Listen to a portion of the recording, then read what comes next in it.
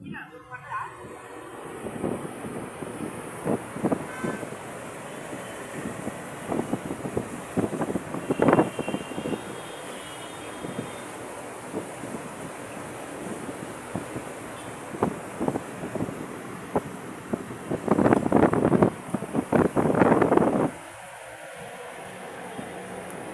Compressor వేసాడు చూడండి, ఎంత థర్డ్ క్లాస్గా వేసాడు వర్క్ చూడండి. దానికి ఉన్న ఆ షీట్ తీసేసాడు, అకాస్టిక్ షీట్ తీసేసాడు. చూడండి ఇది ఎలా బెండ్ చేశాడు. ఇక్కడ యూ ట్రాప్ రావాలి, యూ ట్రాప్ లేకుండా ఏం చేశాడు, డైరెక్ట్గా కాయిల్కే కనెక్షన్ ఇచ్చాడు. ఇస్తే ఏమైంది ఇక్కడ చూడండి,